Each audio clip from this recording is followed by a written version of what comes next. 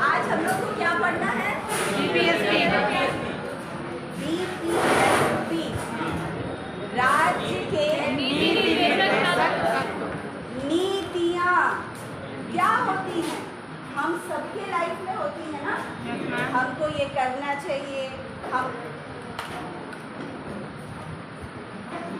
ऐसा करेंगे तो हमारे लिए अच्छा होगा, हमको पढ़ाई में ध्यान देनी चाहिए, हमको मोबाइल देखना चाहिए सिर्फ एजुकेशनल एक्टिविटीज़ के लिए, बहुत ज़्यादा एफबी और इंस्टाग्राम पे समय बर्बाद नहीं करनी चाहिए, बड़ों की बात माननी चाहिए, ये करना चाहिए, वो करना चाहिए।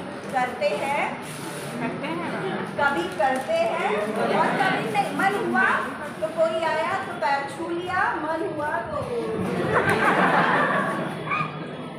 उसी प्रकार अगर हम राज्य के संदर्भ में देखते हैं तो हमारे संविधान ने भी एक ऐसी व्यवस्था का प्रावधान किया था जो सरकार को, राज्य को ये बताता है कि आपको इन जब भी आप पॉलिसी मेकिंग करें, रूल बनाएं, रूल को इम्प्लीमेंट करें, तो इन तत्वों को, नैतिक अनुदेशों को क्या है, आपको ध्यान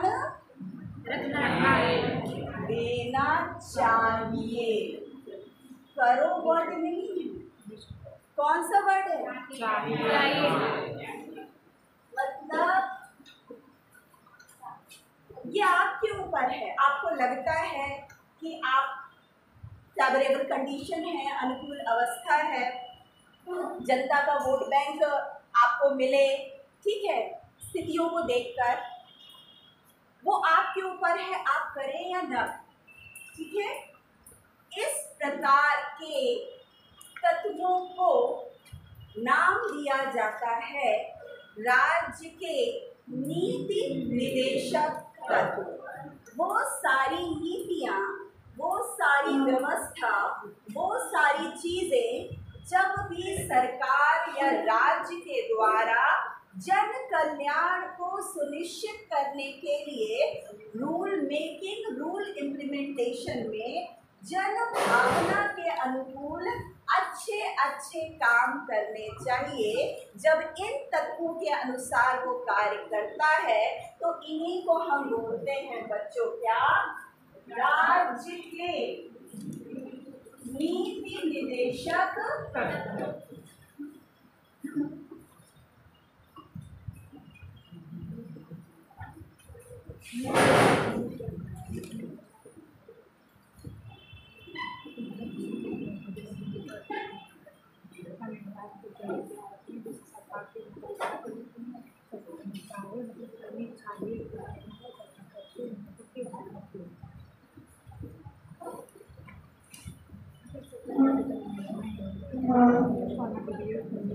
जिनका वर्णन हमारे संविधान के भाग 4 में है। किसमें है? 4 में है। अनुच्छेद 36 से लेकर के 51।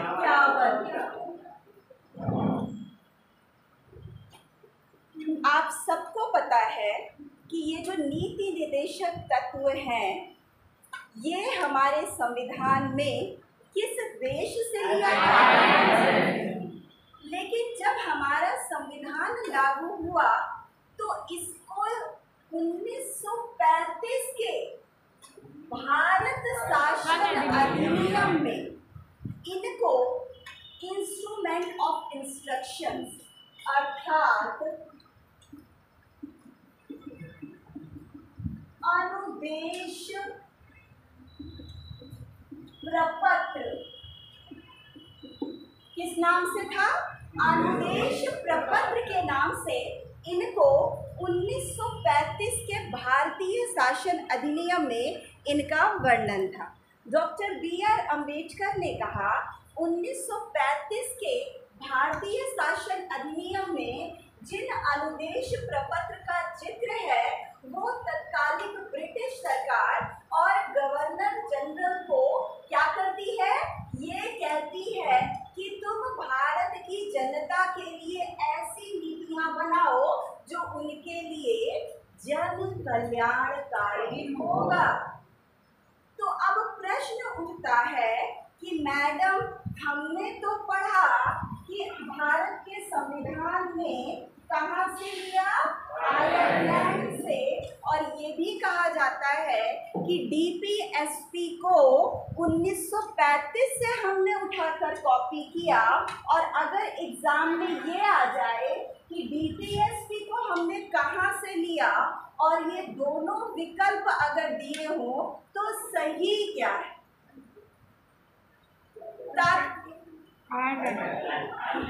तात्कालिक रूप से तो हमने 1935 के भारत शासन अधिनियम में अनुदेश प्रपत्र के रूप में जब संविधान बन रहा था तब हमने इसको ग्रहण किया, परंतु 1935 के भारत शासन अधिनियम को कहाँ से लिया गया, आयरलैंड के संविधान से। ये दोनों ही उत्तर सही हैं। अगर विकल्प में 1935 के भारत शासन अधिनियम और आयरलैंड दोनों हो तो आप दोनों में टिक लगाएंगे, और अगर अकेले अकेले हो 1935 और आयरलैंड तो आपका उत्तर होगा आयरलैंड। ठीक है मैम, जैसे दिया हो 1935 का शासन अधिनियम और आयरलैंड ना दिया हो, उसमें ऑप्शन दिया हो कि कोई नहीं, हाँ। तो इसमें लगा तो 1935 के शासन अधिनियम से तात्कालिक रूप से हमने इसको ग्रहण किया, पहली चीज। दूसरी चीज, जब हमारा संविधान बन रहा था तो संविधान को बनाने में कई संविधान निर्माताओं या कई लोगों का महत्वपूर्ण योगदान है। और आपने पढ़ा होगा बच्चों, हमारे संविधान के संवैधानिक सलाहकार थे कौन?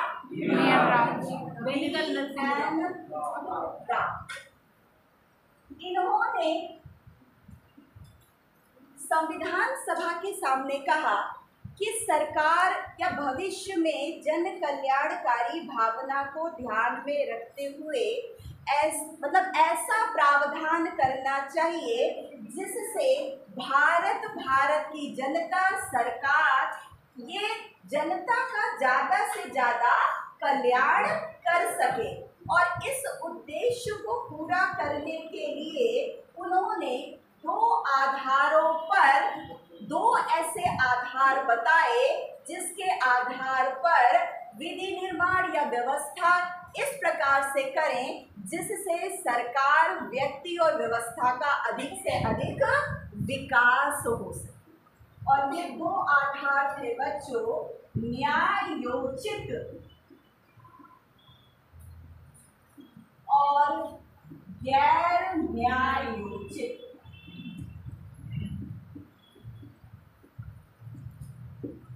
क्या आधार बताए कि हमको जब भी हम सरकारें या व्यवस्था सिस्टम लागू हो तो दो आधारों पर हमको मतलब उसको ध्यान में रखकर हमको अपना कार्य करना है। वो दो बेस थे, क्या? फोर्सेबल और नॉन फोर्सेबल। मतलब ऐसा व्यवस्था लागू हो सरकार व्यवस्था में, अगर इसका कोई भी व्यक्ति सरकार के द्वारा उल्लंघन किया जाता है तो उसको हम जबरदस्ती क्या करेंगे, उसको प्रदान करेंगे। वो अगर व्यक्ति के इन तत्वों का हनन होता है तो वो किसकी शरण में जा सकता है? न्यायालय की शरण में जा सकता है, ताकि उसके अधिकारों, उसकी कंडीशन का क्या ना हो, उल्लंघन या हनन न हो। इसको BN राव ने कहा भाग 3 में क्या? फंडामेंटल राइट, जो किसके लिए होगा? जनता के लिए, व्यक्ति के लिए। किस लिए होगा?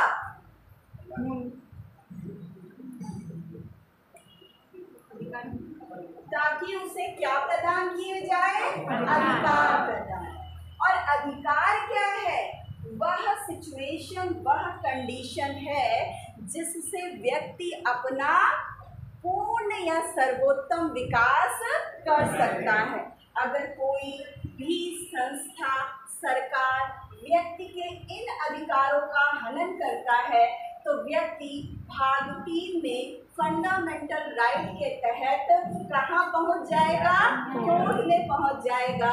अर्थात ये ऐसे कारक हैं जिसको BN राव ने क्या बोला? न्यायोचित प्रावधान।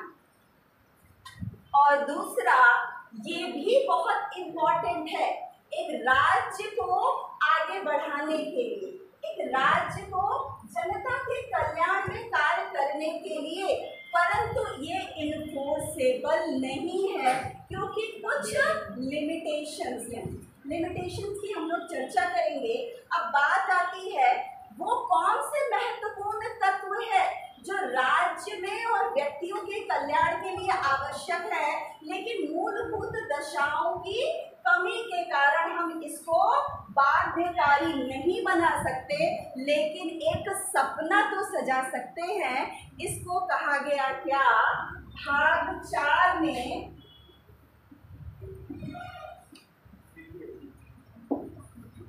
क्या कहा गया?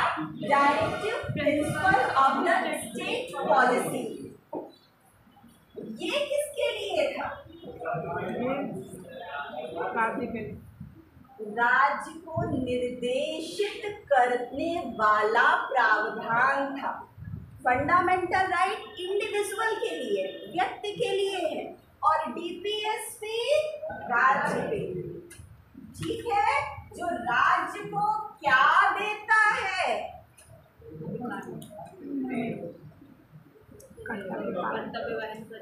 कर्तव्य देता है कि तुम करो।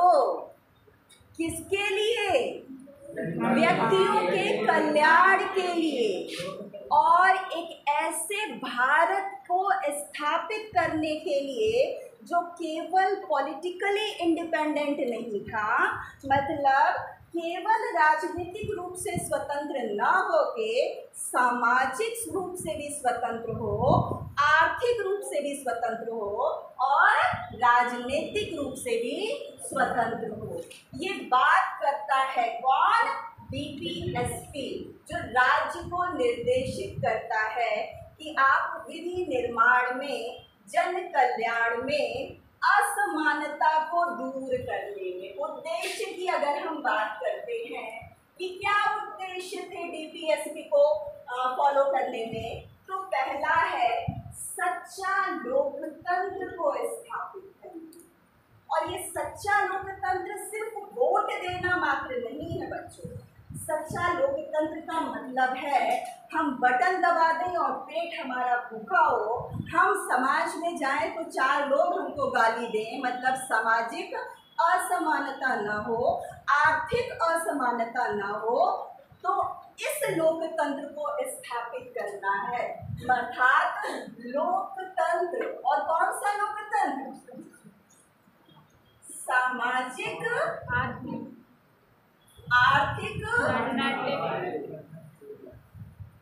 हम तो कहें कि हम बहुत खुश हैं, हमने अपने जनता को क्या दिया? वोट डालने का अधिकार दिया है, लेकिन एक भूखे व्यक्ति के लिए उस वोट का क्या महत्व है जब उसके पास अपने पेट को भरने का क्या नहीं है? कोई भी माध्यम नहीं है, कोई साधन नहीं है। और यही बात कहता है ऐसी डेमोक्रेसी को स्टैब्लिश करना है जो बात करता है social, economical and political justice, न्याय। हम सिर्फ आजाद ना हो, हम आर्थिक रूप से आजाद हों, सामाजिक रूप से आजाद हो, और इसके लिए हमारे संविधान में भाग 4 में ये कहा गया कि राज्य के लिए ऐसे निर्देशक तत्वों की बात की गई कि इन उद्देश्यों को, इन ऑब्जेक्टिव्स को पूरा करने के लिए राज्य भविष्य में या जब भी नीतियां बनाएगा, इन तत्वों को ध्यान में रखकर वो कानूनों या विधियों या विधानों का क्रियान्वयन करेगा। इसी व्यवस्था को कहा जाता है बच्चों राज्य के नीति निदेशक तत्व।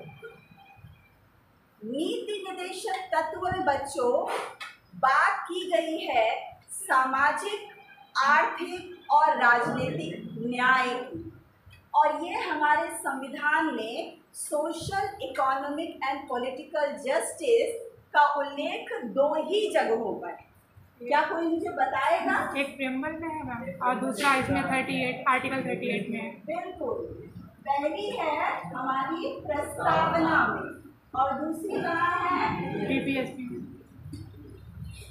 ठीक है, ताकि नीतियां बनाने में राज्य वंचित वर्गों के लिए, सच्चे प्रजातंत्र की स्थापना के लिए, असमानता, सामाजिक विषमता को दूर करने के लिए, आर्थिक विषमता को दूर करने के लिए, लोक कल्याण को स्थापित करने के लिए राज्य इन नीतियों के अनुसार काम करेगा या करना चाहिए।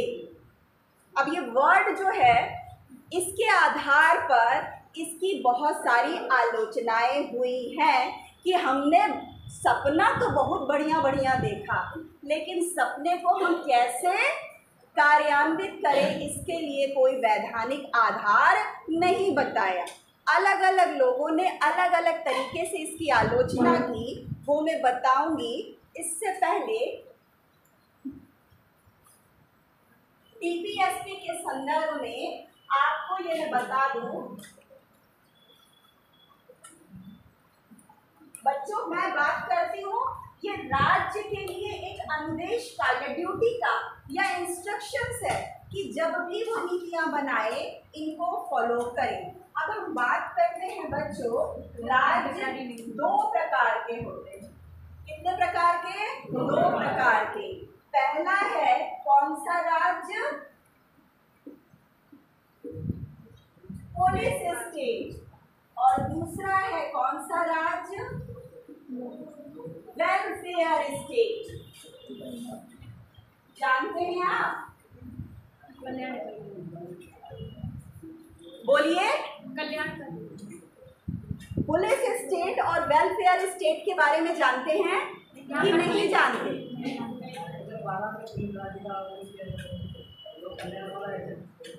वो तो हम उसकी बात कर रहे हैं, राज्य की बात, लेकिन बेसिकली राज्य, जब हम पुलिस राज्य, जब ब्रिटिश काल में जो ब्रिटिश शासन था वो पुलिस स्टेट था। पुलिस स्टेट का मतलब है हम खाली लॉ एंड ऑर्डर को क्या करेंगे? इम्प्लीमेंट करेंगे, हम कानून व्यवस्था को लागू करेंगे और एक पुलिस की तरह कार्य करेंगे। सड़क पर पुलिस आ जाए हम कितने भी मजे में जाएं, मतलब एक नेगेटिव इमेज है। ठीक है, हालांकि अब पुलिस की छवि में सुधार का प्रयास किया जा रहा है, लेकिन फिर भी जब हम पुलिस की बात करते हैं कहीं ना कहीं हमारे मन में एक नकारात्मक छवि होती है कि जरूर कोई दंड मिलेगा तभी पुलिस वाला कह रहा है रुको, हेलमेट वेलमेट तो लगाया है ना मैंने, ऐसा तो नहीं। तो ये सारी चीज़ें, वह राज्य जो व्यक्ति के जीवन से कोई मतलब न करे, खाली वह क्या पनिशमेंट को प्रदान करे किनको? जो लॉ एंड ऑर्डर को क्या करते हैं? ब्रेक करते हैं, तोड़ते हैं। न्यूनतम काम करने वाले राज्य को हम क्या बोलते हैं? Police state. कौन सा राज्य? पुलिस राज्य।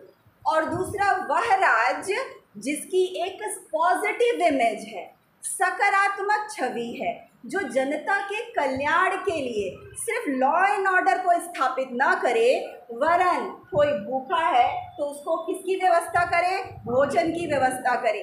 किसी के सर पे छत नहीं है तो उसके लिए मकान की व्यवस्था करे।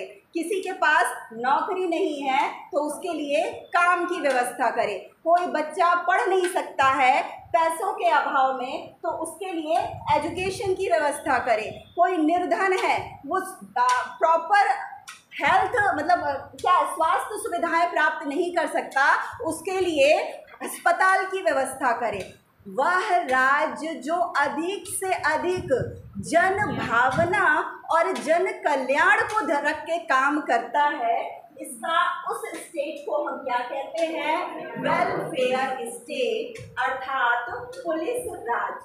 बिफोर इंडिपेंडेंस ब्रिटिश शासन हमारे जो छवि थी वो कैसी थी? पुलिस राज्य की। ब्रिटिशर्स भारतीयों को करों को लेने के लिए या लॉ एंड ऑर्डर को क्या करने के लिए, जबरदस्ती उनके ऊपर थोपने के लिए इस तरह की मतलब एक नकारात्मक दंडात्मक तरीके से दमनात्मक प्रावधान करते थे ताकि जनता भयभीत रहे और उनके रूल्स को, नियमों को क्या करे? फॉलो करे। लेकिन आफ्टर इंडिपेंडेंस जब हम आजाद हुए, नए सपने, नए भारत का निर्माण जिसमें अपर एंड लोअर, वंचित और संपन्न सबके विकास की बात थी, तो हमने कौन से मॉडल को अपनाया?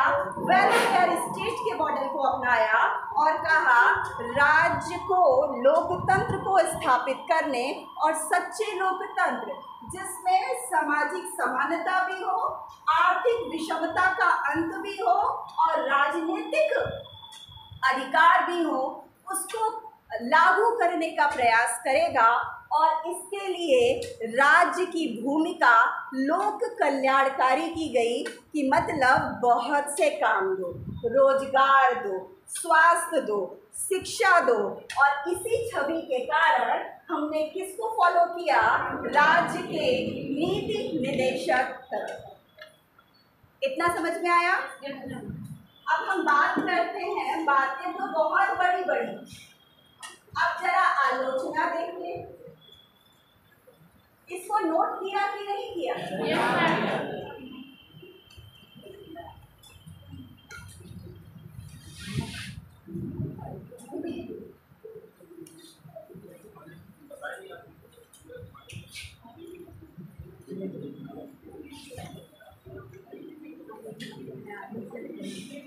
आलोचना की जाती है बच्चों 4 आधारों पर। पहला, कोई कानूनी, आप लोग लिखिए, कोई कानूनी शक्ति नहीं।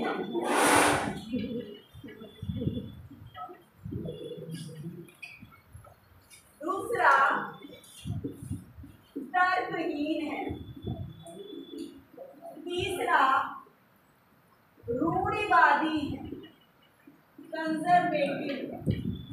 और चौथा, इनके लागू करने से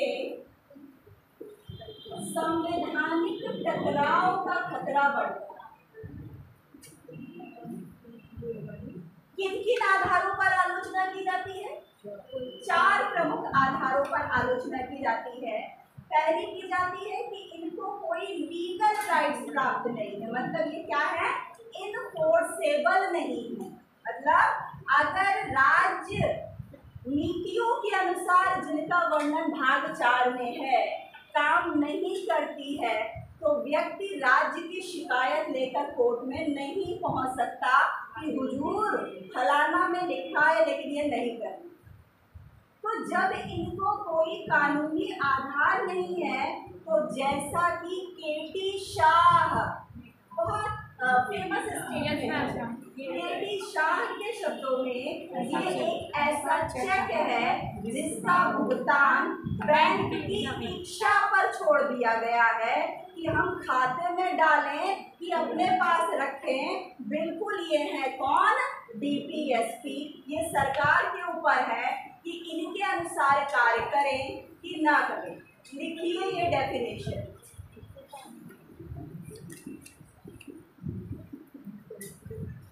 देखिए केटी शाह ने, ये पॉइंट चारों बना लिए ना, केटी शाह ने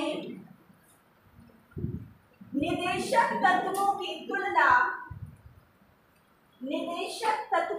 तुलना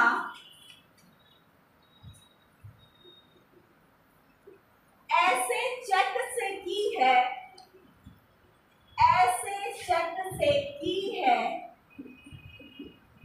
जिसका भुगतान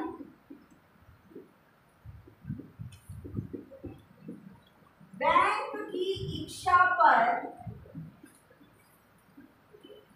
छोड़ दिया गया है, जिसका भुगतान बैंक की इच्छा पर छोड़ दिया गया है। कौन कह रहे हैं? इसी बेस पर दूसरी आलोचना की जाती है बच्चों, वो है टी कृष्णामचारी।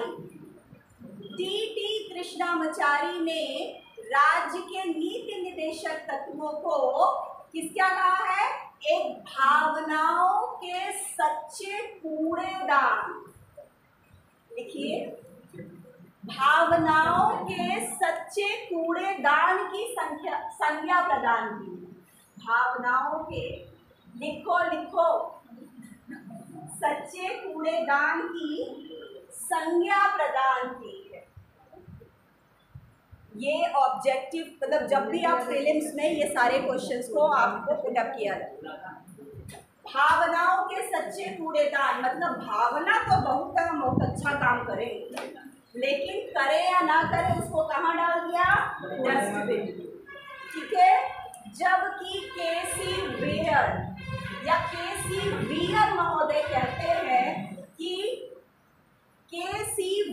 महोदय कहते हैं कि नीति निर्देशक तत्व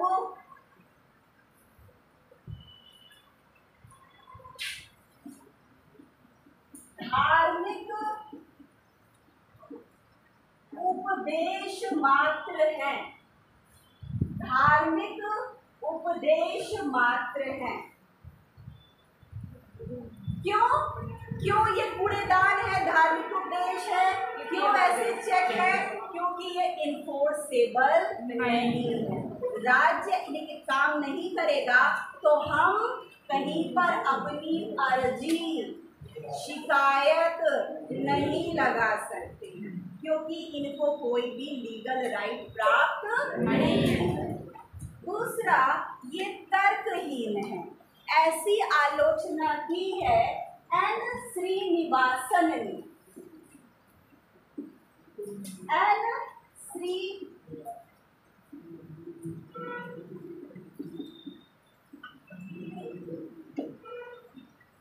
श्रीनिवासन ने डीपीएसपी को तर्कहीन एवं अनुचित तरीके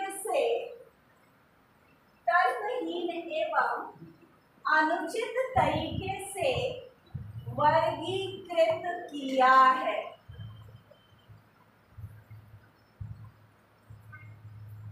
अनुचित एवं तर्कहीन तरीके से वर्गीकृत किया है। वहीं आइवर जेनिंग्स महोदय कहते हैं, क्या डीपीएसपी का कोई निश्चित प्रतिमान नहीं है? देखिए, आइवर जेनिंग्स के शब्दों में राज्य के नीति निर्देशक तत्वों का कोई निश्चित प्रतिमान नहीं है, क्योंकि ये क्या है? तर्कहीन।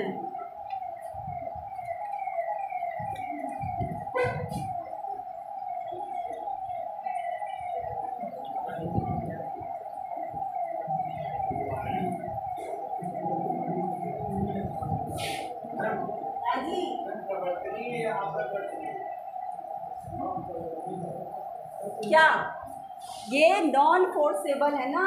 अप्रवर्तनीय है। प्रवर्तनीय नहीं, अप्रवर्तनीय है। ठीक है, इसको लागू नहीं, मतलब ये चलिए, रूढ़िवादी का मतलब पहले समझते हैं। मतलब पुरानी। और हमने किसको कॉपी किया है? ब्रिटिश शासन को। और ब्रिटिश शासन में समानता की बात की जाती है, वंचित वर्गों के विकास की बात की जाती है। समाजवाद को ब्रिटेन ने अपनाया, लेकिन एक दूसरे रूप में और वो नाम था, किसी को पता है? फेबियनवाद। फेबियनवाद। कार्ल मार्क्स बात करते हैं समानता की क्रांति आएगी, सब जगह हम अमीरों का नाश करके कौन? गरीब क्या करेंगे? शासन में स्थापित होंगे। हैव्स एंड हैव नॉट की संकल्पना समाप्त होगी। मार्क्सवाद की बात करते हैं। और ब्रिटेन ने जब मार्क्सवाद को अपनाया तो इसको बहुत ही एक लोकतांत्रिक नाम दे दिया, फेबियनवाद। चेंज तो होगा लेकिन मार काट से नहीं होगा, शांतिपूर्ण तरीके से, जैसे कि 1688 में क्या हुआ था? Glorious revolution. अगर कोई आपसे पूछे फेबियनवाद क्या है? समाजवाद का इंग्लिश वर्जन जो संवैधानिक तरीके से समानता को स्थापित करने की बात करे। हम बात कर रहे हैं डीपीएसपी की आलोचना। मैं बता दूंगी। फेबियनवाद ऐसी विचारधारा है जो मार्क्सवाद को संवैधानिक तरीके से अपनाकर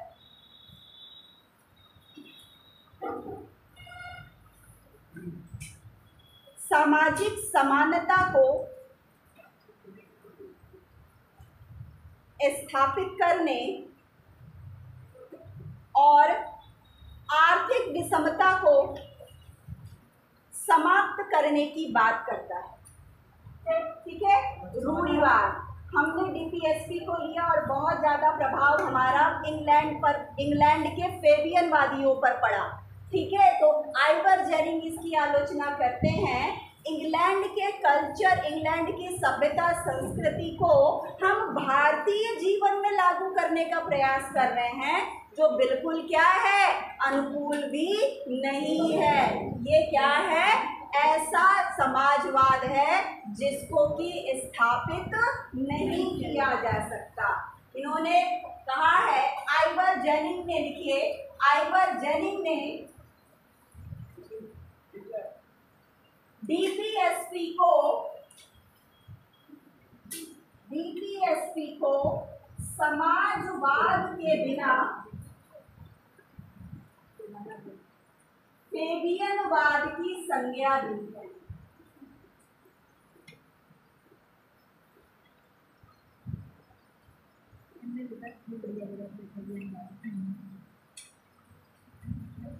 इसके बिना, समाजवाद के बिना फेबियनवाद की संज्ञा दी है। किस आधारों पर? कि ये रूढ़िवादी है। चौथा आधार है कि ये व्यवस्था में, सिस्टम में, कुछ कह रहे हो, संवैधानिक टकराव लाता है। कार्यपालिका और न्यायपालिका के बीच में, केंद्र सरकार और राज्य सरकारों के बीच में धिशुम बढ़ाता है।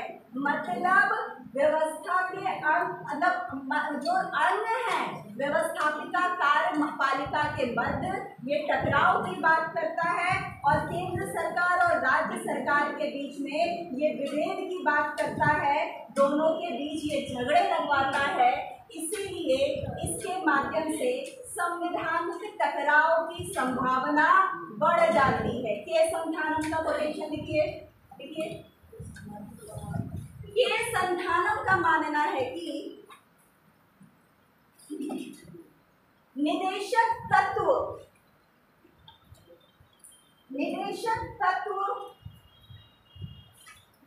विधायिका, कार्यपालिका एवं न्यायपालिका के मध्य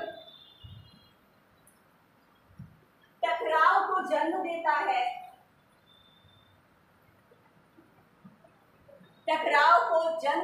है। और यह टकराव केंद्र स्तर और राज्य स्तर पर संघर्ष को बढ़ाता है।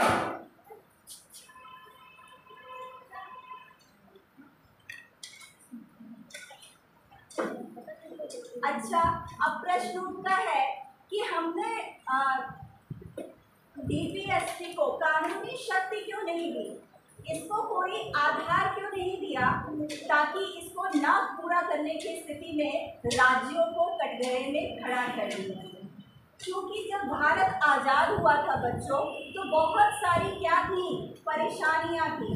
राजनीतिक रूप से क्या था, अभी अभी दो भागों में बटा था, एकीकरण की समस्या थी, लोगों में एक दूसरे के प्रति क्या थी, अभी भी कई तरीके की दिक्कतें थी, एक दूसरे के प्रति सम्मान या एक दूसरे के प्रति विश्वास की भावना की कमी थी। और दूसरी, प्लीज बच्चों बात नहीं करो, राज्य के पास भी इतने संसाधन नहीं थे कि वो सारे के सारे इन अनुदेशक या निदेशक तत्वों को, जिनका वर्णन भाग 4 में किया गया है, इनको क्रियान्वित करवा सके।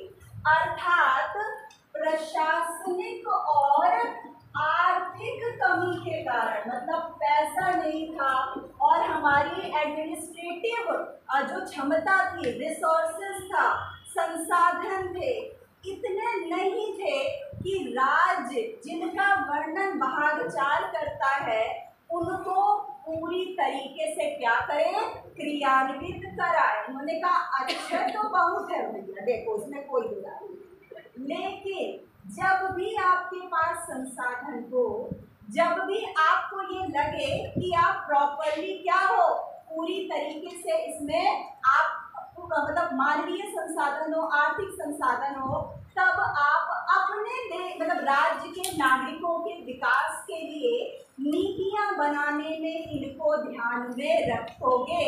क्यों? अगर नहीं रखे तो जाओगे तुम कहाँ 5 साल बाद जनता के सामने और क्या मुंह लेके जाओगे।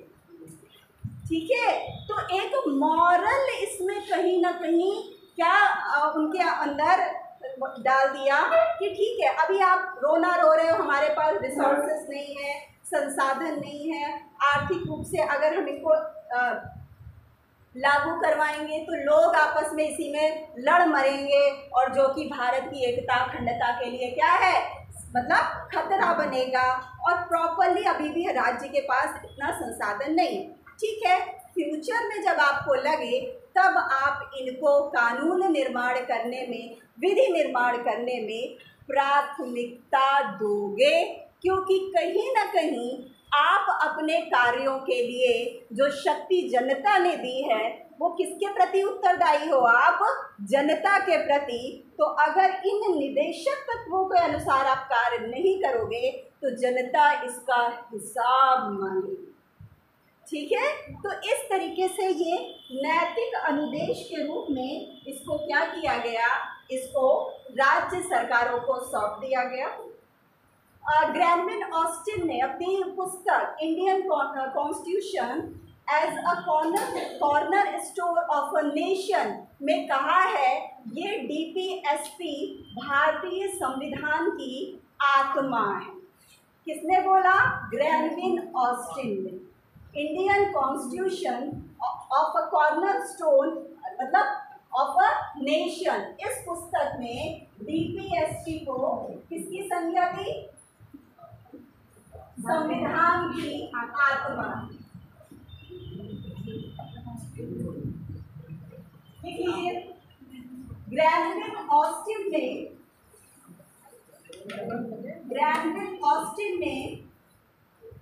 the Indian Constitution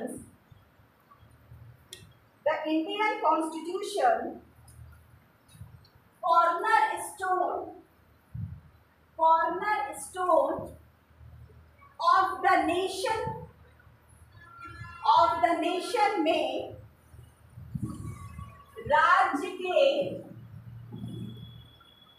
नीति निदेशक तत्वों को संविधान की Indian constitution cornerstone of a nation, नीति निदेशक तत्वों को संविधान की आत्मा स्वीकार की। कोटेशन, कि बुक का नाम? मैंने कहा ग्रैनविल ऑस्टिन ने अपनी पुस्तक Indian constitutions corner stone of the nation में राज्य के नीति निदेशक तत्वों को संविधान की आत्मा की संज्ञा प्रदान की।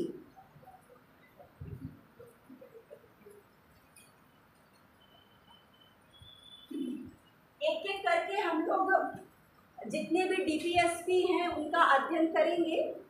अब मुझे बताओ अंतर फंडामेंटल राइट में मैं इनको पढ़ाने के बाद पढ़ाऊं कि अभी पढ़ा दूं?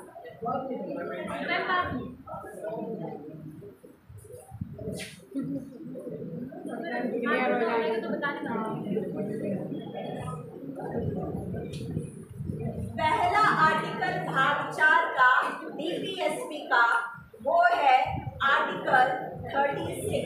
पहले हम समझेंगे एक एक दो दो तीन तीन और उसके बाद मैं आपको एक एक दो दो लाइन में आपको लिखा दूँ, ठीक है।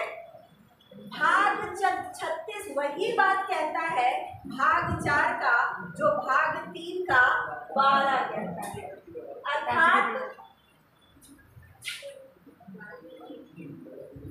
राज्य की परिभाषा, राज्य क्या है, किस रूप में है, इसकी बात भाग 4 का अनुच्छेद 36 कहता है।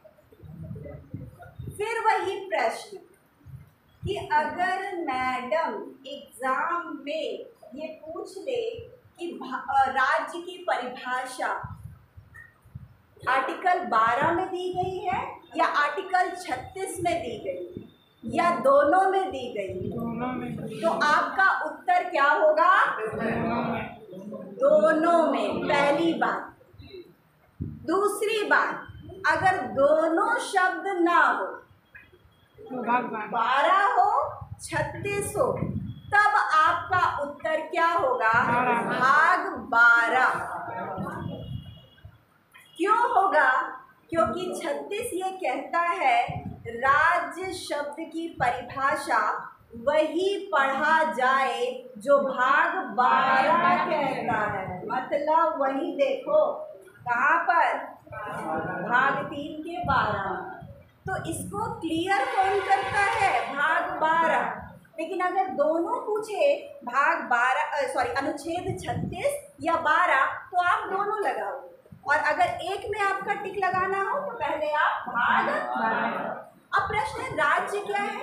वह सारी सरकारी संस्थाएं जो सेवकों की मतलब लोगों की भर्ती करती हैं, उनको सैलरी देती हैं, उनकी सेवा शर्तें निर्धारित करती हैं, उन पर लिमिटेशंस लगाती हैं, इन सारी संस्थाओं को हम स्टेट अर्थात राज्य की संज्ञा, ठीक है। अभी मैं लिखवा नहीं रही हूँ, सिर्फ एक एक दो दो तीन तीन समझाऊंगी फिर लिखवाऊंगी।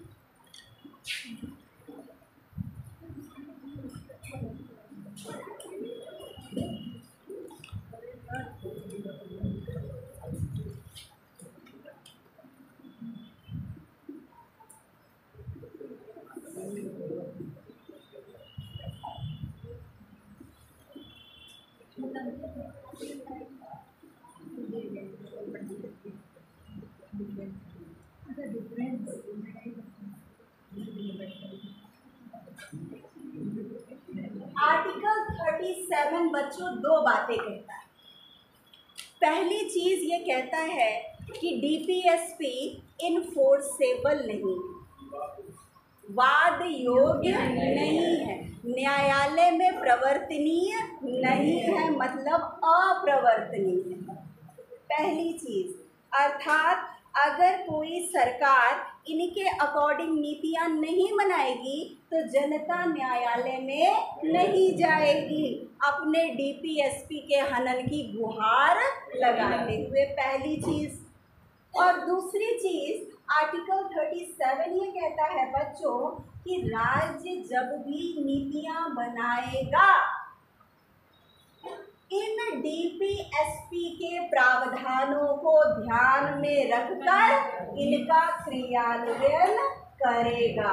Rule making and rule implementation पर ये बड़े बड़े अक्षरों से डीपीएसपी को देखेगा कि क्या कह रहा है।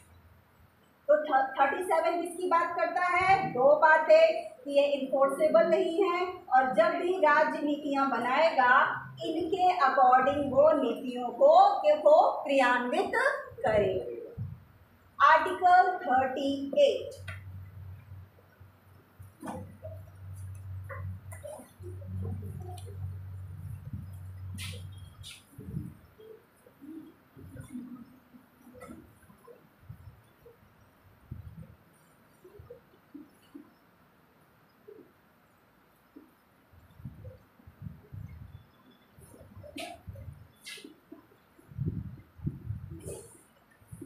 बात करता है बच्चों लोक कल्याण, पब्लिक वेलफेयर। राज्य जब भी कार्य करेगा ऐसा कार्य करेगा जिससे जनता के कल्याण का या जनता के कल्याण का अधिक से अधिक क्या हो, विस्तार हो सके। और दूसरी बात कहता है सामाजिक, आर्थिक और राजनीतिक न्याय की स्थापना का प्रयास।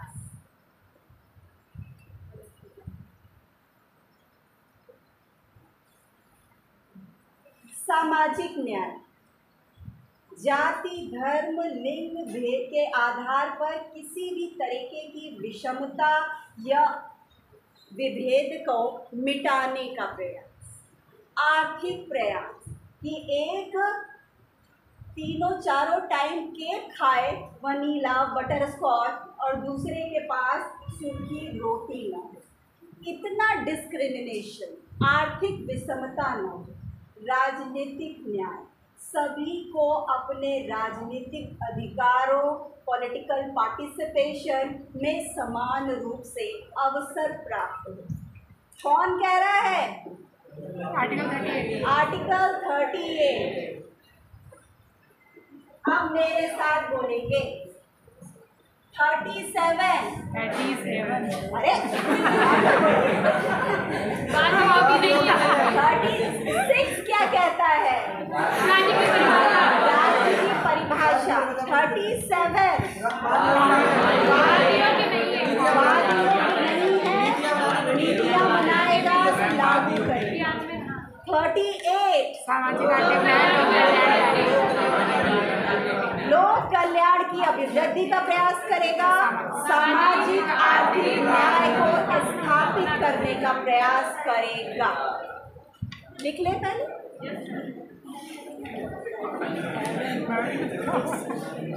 चलिए अनुच्छेद 36 देखिए। अनुच्छेद 36 के अनुसार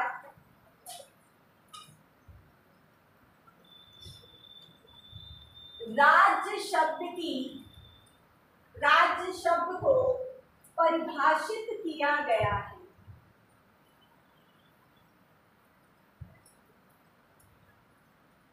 अनुच्छेद 37 में दो बातों का उल्लेख है। पहला, डीपीएसपी वाद योग्य नहीं है और दूसरा, राज्य जब भी नीतियां बनाएगा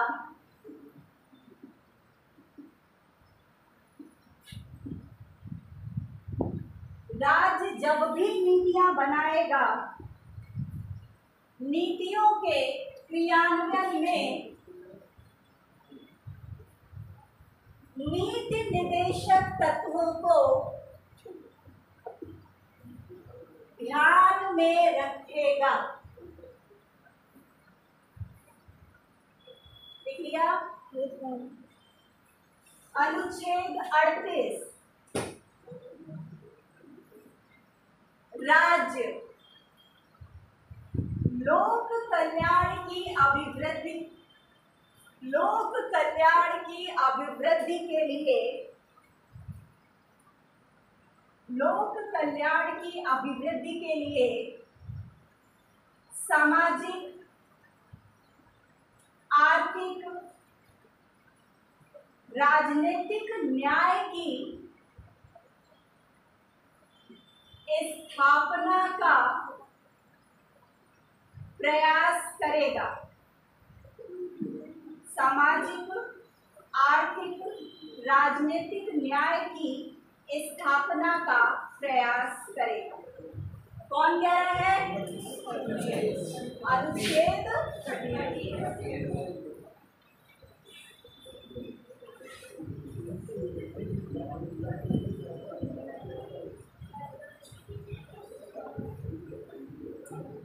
अगर कोई ये पूछे आपसे भारतीय संविधान का सर्वाधिक महत्वपूर्ण आर्टिकल कौन है, की स्टोन कौन है, मतलब की फीचर कौन है, महत्वपूर्ण प्रावधान कौन है, तो आप नाम लेंगे अनुच्छेद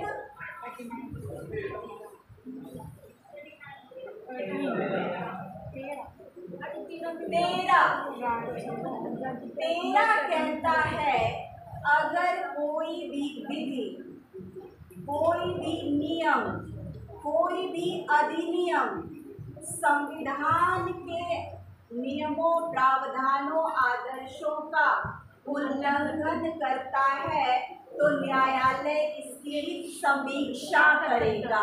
संविधान को बचाने का काम 13 करता है। और अगर कोई आपसे ये पूछे कि राज्य के नीति निर्देशक तत्वों में सर्वाधिक महत्वपूर्ण कौन है, तो आप बोलोगे अनुच्छेद 39। ये 6 बातों का उल्लेख करता है। कितनी बातों का? 6 बातों का उल्लेख करता है, जिसको बाद में 39A के तहत 42वें संविधान संशोधन में एक और प्रावधान जोड़ दिया गया। तो हम ये देखेंगे अनुच्छेद 39, आर्टिकल 39 कौन कौन सी 6 बातों के बारे में बात करते हैं।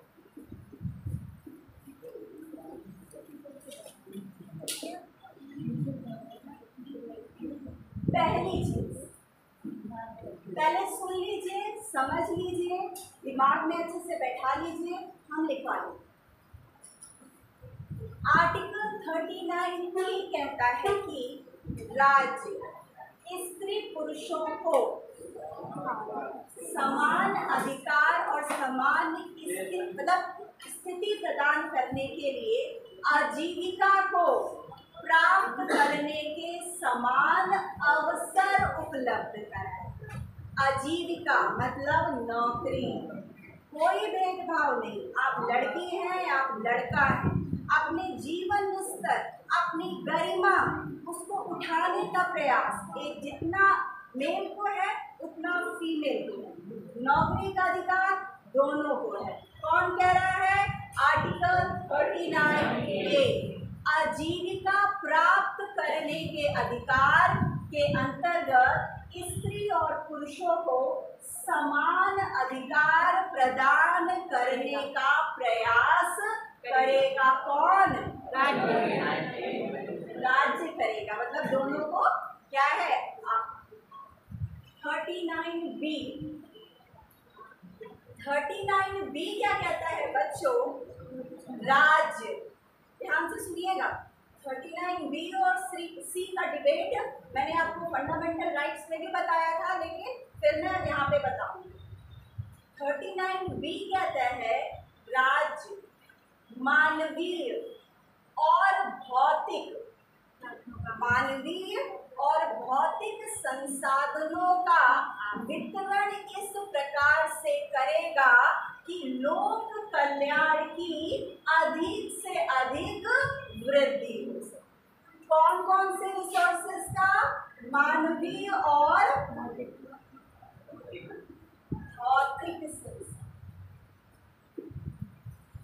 बराबर बांटो, है ना। एक है जमींदार, उसके पास 100 बीघा जमीन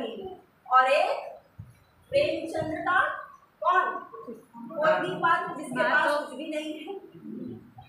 ठीक है, तो मानवीय और आर्थिक संसाधनों का वितरण इस प्रकार से करेगा कि क्या है, किसका वृद्धि हो, लोक कल्याण की भावना की अधिक से अधिक वृद्धि हो।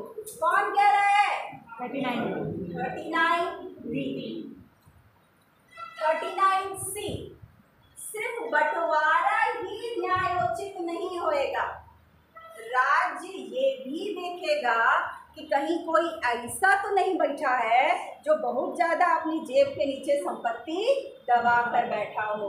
संपत्ति के केंद्रीयकरण, ठीक है, राज्य ये प्रयास करेगा कि संपत्ति के केंद्रीयकरण की प्रवृत्ति का क्या हो, उसका नाश हो सके।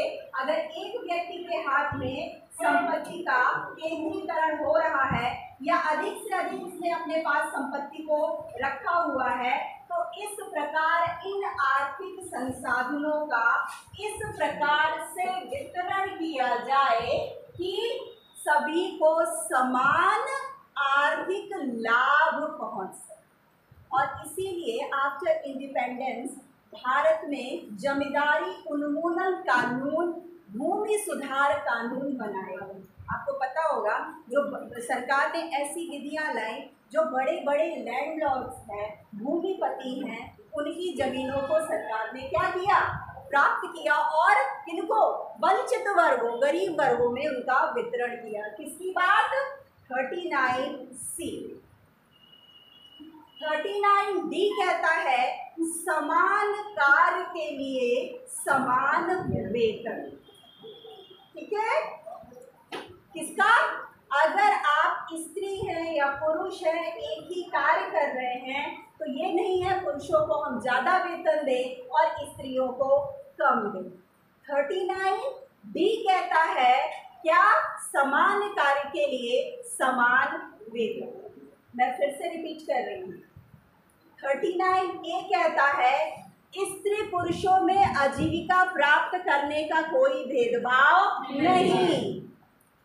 39B कहता है मानवीय और आर्थिक संसाधनों का इस प्रकार से डिस्ट्रीब्यूशन की लोक कल्याण को अधिक से अधिक स्थापित। 39C एक के हाथ में बहुत ज्यादा रुपया ना हो, संपत्ति का केंद्रीकरण ना हो। 39D समान कार्य के लिए और 39E कहता है बच्चों स्त्री और पुरुषों को ऐसे किसी कार्य या वर्क या व्यवसाय या नौकरी में ना लगाया जाए जो प्रतिकूल हो। किस चीज के प्रतिकूल हो? उनके स्वास्थ्य के,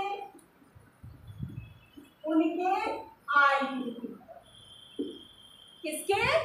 स्त्री और पुरुषों को ऐसे कार्य में न लगाया जाए जो उनके स्वास्थ्य और उनके आयु के प्रतिकूल हो। और इसी में ये बात आगे की गई है कि बालकों की सुकुमार अवस्था का, बालकों का बचपना न खोए, राज्य इस बारे में नीतियां बनाने में इसको पर्याप्त ध्यान देगा। कौन कह रहा है? 39E। ठीक है, और जो F है ये भी बालकों से संबंधित है। बालकों के सर्वांगीण विकास के लिए राज्य ऐसी परिस्थितियां प्रदान करेगा ताकि उनके जीवन का पूर्ण विकास हो सके। ये बात ध्यान रखना, ये बात मैन और वुमेन दोनों के लिए कहता है। ये आर्थिक समानता को स्थापित करता है। ठीक है, ये मैन और वीमेन दोनों के लिए कहता है। ये मैन, वीमेन और क्या, चिल्ड्रन दोनों के लिए कहता है। और ये किसके लिए? याद रहेगा कि नहीं? आजीविका के प्रयास करेगा स्त्री और पुरुषों के, आर्थिक मानवीय संसाधनों का समान वितरण, केंद्रीकरण न हो, समान कार्य के लिए समान वेतन, और ऐसा कार्य नहीं लगाए जिससे उसके स्वास्थ्य और आयु, किसके स्वास्थ्य और आयु, स्त्री और पुरुषों के, इनमें प्रतिकूल प्रभाव पड़े और बच्चों की सुकुमारिता, उनका बचपना न खोए, ऐसा प्रयास करेगा। और आखिरी कहता है कि बालकों की पूर्ण विकास के अवसर प्रदान करेगा। कौन?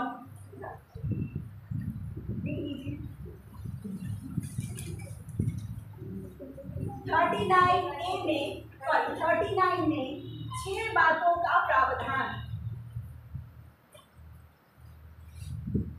39A लिखिए। स्त्री और पुरुषों को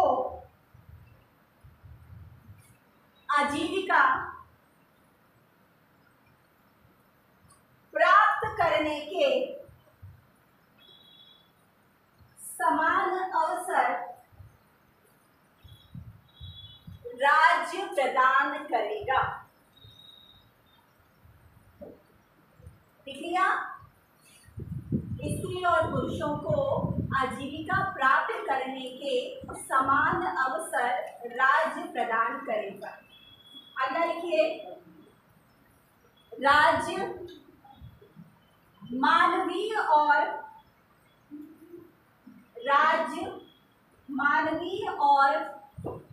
भौतिक संसाधनों का, राज्य मानवीय और भौतिक संसाधनों का आवंटन इस प्रकार से करेगा जिससे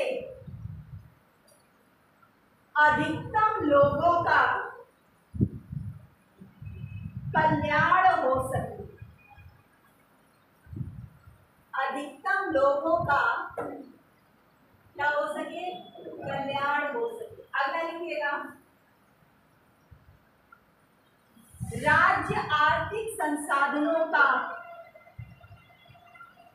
इस प्रकार से वितरण करेगा, राज्य आर्थिक संसाधनों का इस प्रकार से वितरण करेगा ताकि संपत्ति का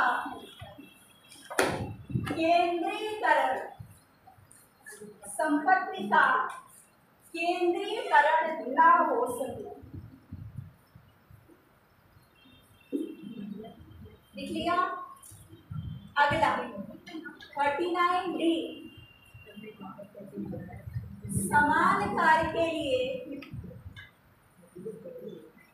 समान वेतन, समान कार्य के लिए समान वेतन प्रदान करने का राज्य प्रयास करेगा।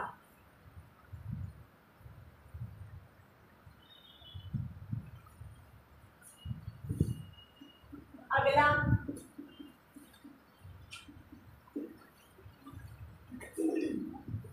राज्य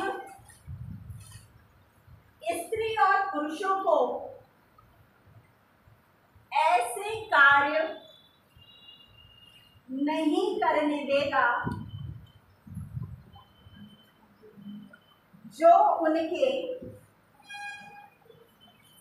स्वास्थ्य के खिलाफ हो, आयु के खिलाफ हो और राज्य बच्चों की सुकुमार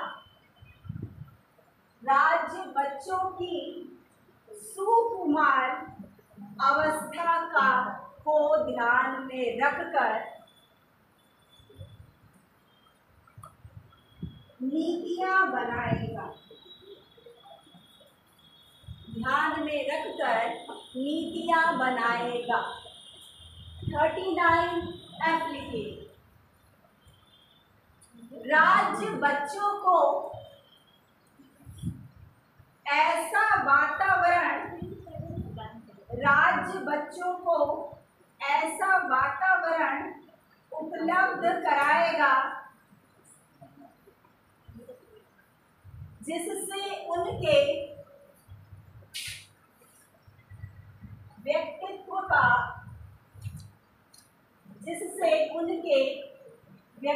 का क्या हो सके, विकास हो सके।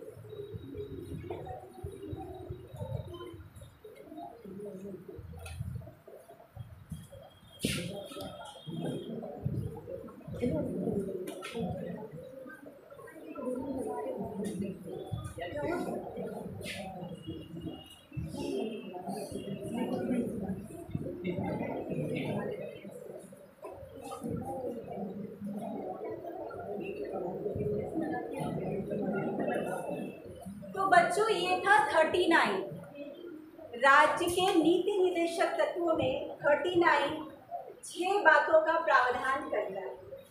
आगे हम 40 को देखें। यहीं पर एक डिबेट भी काम करती है, तब चलती है, जो मैंने आपको फंडामेंटल राइट में पढ़ाया था। जब हम बात करते हैं फंडामेंटल राइट की और डीपीएसपी की, तो बड़ा कौन, श्रेष्ठ कौन, महान कौन, सुपीरियर कौन, तो हम सामान्य रूप से कहते हैं चूंकि फंडामेंटल राइट फोर्सेबल है, न्यायोचित है, प्रवर्तनीय है, इसलिए ये क्या है, सर्वोच्च है, बड़े हैं और इनको प्राथमिकता मिलनी चाहिए किन पर, राज्य के नीति निर्देशक तत्वों पर। ठीक है, बात की गई मौलिक अधिकारों में समानता की, स्वतंत्रता की। अमीर है उनको समानता देंगे तो गरीब को भी तो समानता देंगे। जब अमीर को हम उनकी संपत्ति की रक्षा करेंगे तो गरीबों के पास तो संपत्ति ही नहीं है, तो काहे की रक्षा करेंगे। इसको दूर करने के लिए सरकार ने कई जन कल्याणकारी कार्य किए आफ्टर इंडिपेंडेंस।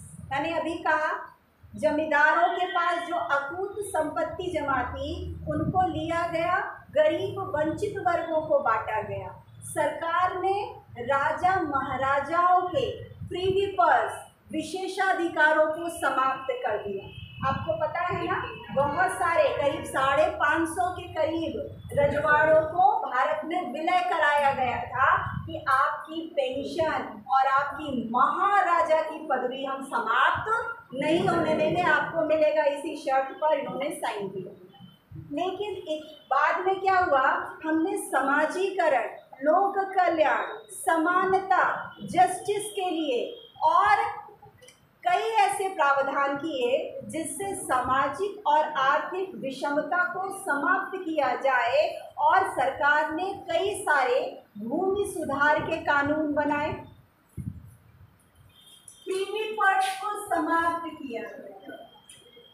ठीक है, प्रीवी पर्स मतलब राजाओं के विशेषाधिकार को समाप्त किया।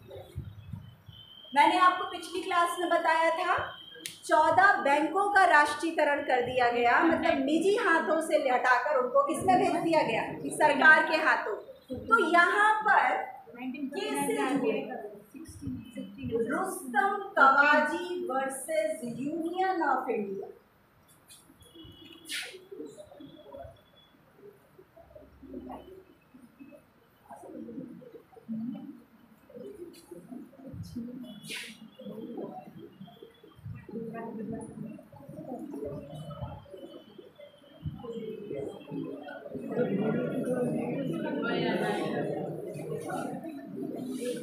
माधवराव सिंधिया के बारे में मैंने शायद पिछली क्लास में आपको बताया भी था। रुस्तम तवाजी एक बड़े अच्छे खासे इंडस्ट्रियलिस्ट थे जिनकी बैंक को ही सरकार ने अपने हाथों में ले लिया। तो ये पहुंच गए कोर्ट कि हुजूर हमको इक्वालिटी नहीं मिल रही, हमारी स्वतंत्रता नहीं मिल रही है सुप्रीम कोर्ट ने। तो सुप्रीम कोर्ट ने क्या कहा कि जो सरकार ने भूमि सुधार के काम किए हैं, जमींदारी उन्मूलन का जो काम किया है, राजाओं को के जो प्रिवी पर्स समाप्त किए हैं, ये अवैध हैं और किसका उल्लंघन करते हैं? फंडामेंटल राइट्स का। सरकार ने तो डीपीएसपी को लागू किया लेकिन इन व्यक्तियों के राइट्स का हनन हुआ। अब क्या करें? तब मैंने आपको कहा पहला संविधान संशोधन करके संपत्ति के अधिकार में 31A और B जोड़ा गया। अब यही डिबेट हुई कि फिर सरकार ने कहा हम तो भाई वंचित वर्गों के हित में काम कर रहे हैं। तब क्या सुप्रीम कोर्ट ने कहा नहीं, फंडामेंटल राइट फोर्सेबल है और डीपीएसपी फोर्सेबल नहीं। तो चाहे प्रिवी पर्स का मामला हो, चाहे वो बैंकों के राष्ट्रीयकरण का मामला हो, सुप्रीम कोर्ट ने इन कानूनों को क्या कर दिया? अवैध घोषित कर दिया। क्यों कर दिया? क्योंकि ये किसका उल्लंघन कर रहा है? फंडामेंटल राइट्स का। क्यों कर दिया? भैया ये तो गरीबों की बात कर रहे थे, क्यों कर दिया? क्योंकि फंडामेंटल राइट फोर्सेबल है और डीपीएसपी फोर्सेबल नहीं। अब सरकार का वोट बैंक तो गरीबी हटाओ का नारा देकर 5वीं पंचवर्षीय योजना में इंदिरा की सरकार पे आई थी। तब क्या करें? 25वां संविधान संशोधन किया है। कौन सा संविधान संशोधन? बच्चों, जिन भी बच्चों को बात करनी हो, दरवाजा खुला है, आप जा सकते हो। मैं केजी नर्सरी या छोटे छोटे बच्चों की तरह आपको नहीं डांटूंगी। अगर कोई यहाँ पे आप बाहर जाइए, मुझे कोई एतराज नहीं, लेकिन जब तक आप यहाँ हैं, फिजिकल अपीयरेंस के साथ साथ आप अपनी मेंटल अपीयरेंस भी बनाएं। बात करना है चले जाएं, मुझे कोई आपत्ति नहीं होगी, आपका अपना अधिकार। चलिए, क्या मैं बोल रही थी? तो इन कानूनों को जब सुप्रीम कोर्ट ने निष्प्रभावी बनाए, किसको वरीयता देते हुए?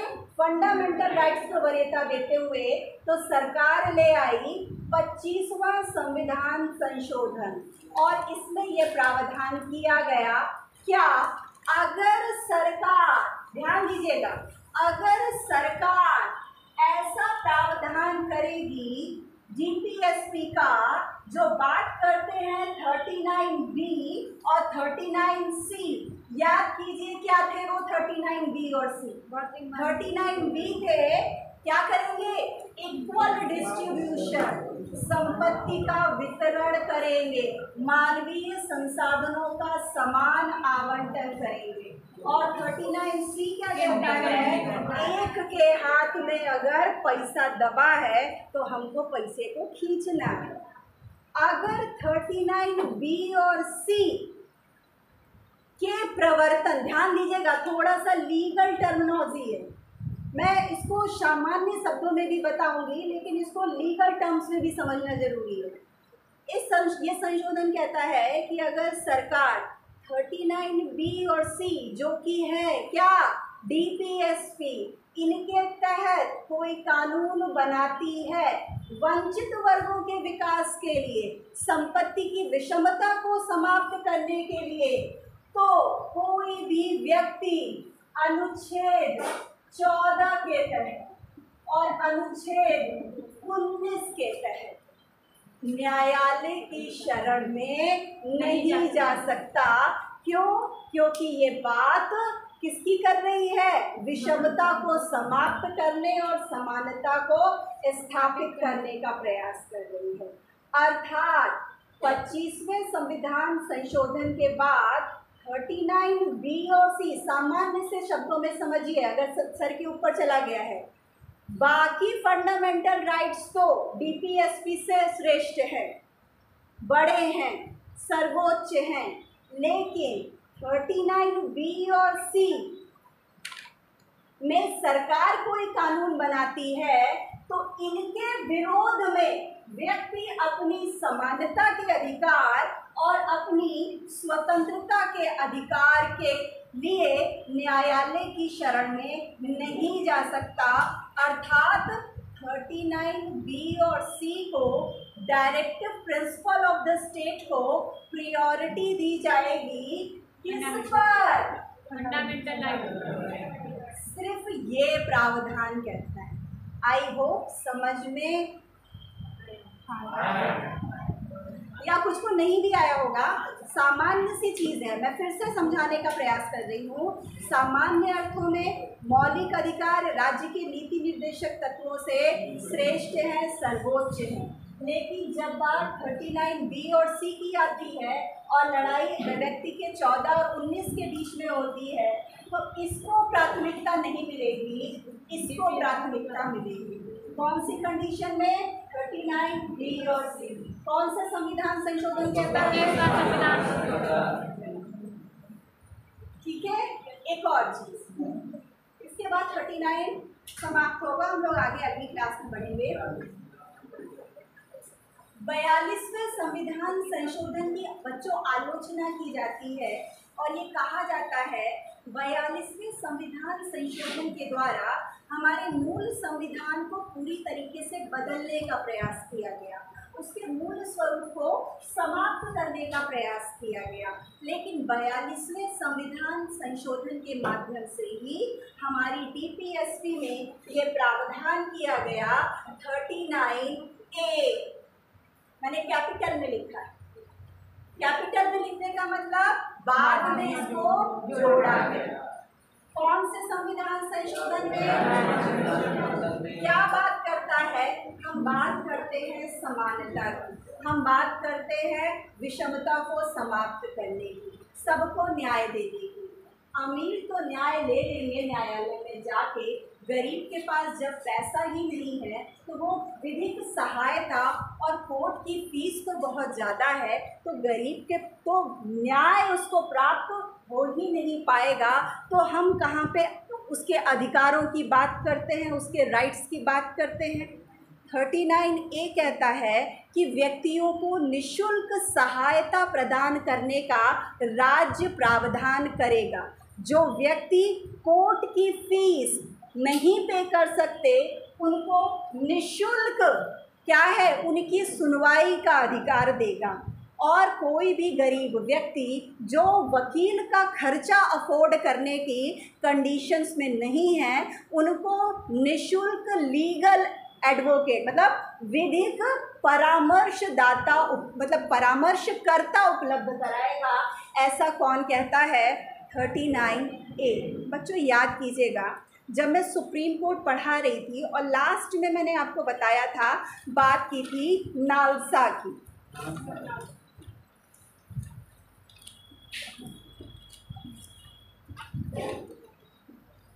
नेशनल लीगल सर्विस अथॉरिटी, राष्ट्रीय विधिक प्राधिकरण, है ना।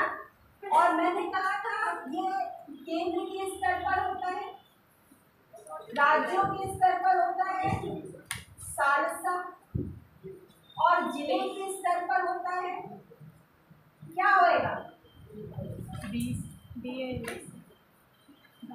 जालसा। जिला विधिक प्राधिकरण, राज्य विधिक प्राधिकरण, केंद्रीय विधिक प्राधिकरण। ये उन वंचित वर्गों, उन गरीब वर्गों जो न्यायालय में स्वयं न जाकर न्यायालय की फीस अफोर्ड नहीं कर सकते, वकील का खर्चा नहीं अफोर्ड कर सकते, इन वर्गों के लिए न्याय की पहुंच को सुनिश्चित करेगा। केंद्र स्तर पर नालसा की स्थापना मतलब की गई, ये एक्ट बनाया गया बच्चों 1987 में, और जिसको 95 में इस नालसा के द्वारा केंद्र स्तर पर और सालसा के द्वारा किसके राज्य स्तर पर और डालसा के द्वारा जिला स्तर पर इन प्राधिकरणों की स्थापना की गई। इनका संरक्षक संरक्षक समझ रहे हो ना? इन नालसा का संरक्षक सुप्रीम कोर्ट का चीफ जस्टिस है। कौन है? CJI of India. और इस नालसा का अध्यक्ष होते हैं सुप्रीम कोर्ट के सेकंड सीनियर मोस्ट जज, दूसरे वरिष्ठतम न्यायाधीश, जो किसको स्थापित करने की बात कर रही है? DPSP के तहत वंचित वर्गों को निःशुल्क विधिक सहायता की बात करता है। ठीक है, आज के लिए इतना। Thank you.